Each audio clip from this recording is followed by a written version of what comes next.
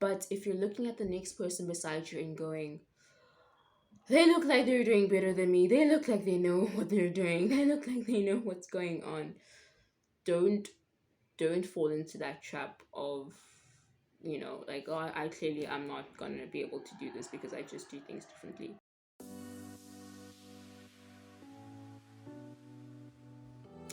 Hey you, welcome back to high school days and happy spring day. I think this is the 1st of September when I post this because it's supposed to be a Friday.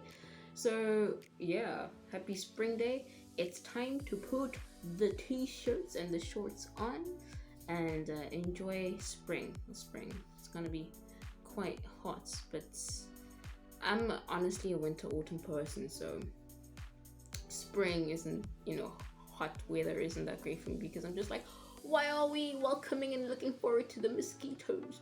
But some people enjoy that, so yeah, anyways, it's time to come back to today's video, which is a bit of an odd one, I'm not gonna lie. Uh but it all boils down to not comparing yourself academically in a way. I mean, it, like the title says, is not comparing study methods. And you wonder, okay, where does this come from? And it'll make better sense as I go along. But it all started in grade 7, and exams were coming up, and I was like, oh, okay, we're going to write exams. And I had this classmate who was writing notes. She had a textbook and she was writing notes, right? And she showed me this whole stack of notes that she had. It was just notes and notes and notes. And I was thinking to myself, oh my goodness, she looks like she's working hard. That means I'm not working hard if that's the way that she studies, And I ended up doing well, even though that's not the way that I studied my work. And again, in varsity, I was talking to a friend in first year, and she said, it's really vital that you know yourself and how you work in first year, because if you're going to do what the next person does, it may not work for you, right? So as you go into prelims, as you go into finals, a tip that I'm going to give you is know you, know what works for you, know what study methods work for you, and don't compare yourself to the next person unless you feel like that would actually help you. Don't look at the next person and go, oh, because they're doing that, I must be doing something wrong. But so just to prove this point, I decided to talk about two study methods, or just things that people typically do in studying that don't work for me, right? They don't work for me. This is what everyone says, yeah, you should do, and they just don't work for me. Number one, quiet study area, right? It's quite interesting because a lot of times, maybe psychologically, it's proven that maybe you study better in a quieter area. For me, it doesn't come naturally, all right? And I don't mean putting earphones in and music, because that doesn't work for me either. And I don't think it works for anyone, but that's another topic on its own. But like going to a library, a lot of people like going to the library and it's quiet, like crisp quiet, no one's talking, and they open a book and they're like, yes, this is my place to study, like this is how I absorb information. I it doesn't come naturally to me. I remember last year I was in second year and I never went to the library. Like, I had tried to, but I just couldn't. And one day I told my friend, I was like, you know what, I'm going to the library. And she's like, you to the library? I was like, yeah. And she was really surprised because she knew that I don't go to the library. And the reason why is because when I study, I speak. So for me, I truly believe that the best way to learn something is to teach it. And so when I study, I pretend as if I'm teaching someone. So that requires me to speak in order to make the idea make sense, to put them together, to, make it play properly. I have to speak it out loud so that I can process it. And that just won't happen in a quiet study area, right? And that works for me, right? But of course, there are times where I would prefer to be in a quiet area.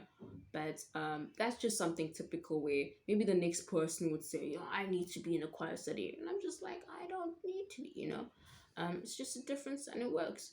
The second thing is study groups. I tried it. I really did. I really did. But for me, study groups were too fast. I remember writing biology in grade 11 or 12. And I was in the study group, and man, the information was going like this. It was a steady stream of information that was constantly flowing. Someone was always saying one thing, then another thing, and I was here. They were far away. I was sitting there. I was like, oh my goodness. And honestly, study groups left me a bit discouraged, right? They left me a bit discouraged. And maybe sometimes that's a good thing. It was a good thing because it woke me up. It was like, hey, dude, you haven't studied. You need to go study. But other times I was like, dude, the information is not coming out as quickly as this group is discussing it. And I need a bit more time. And yeah, for other people, they left study groups rejuvenated. They were like, wow, this has helped me so much, the information shared here has really just contributed, and what. And I was like, good for you. But me, it just it didn't help much. It really didn't.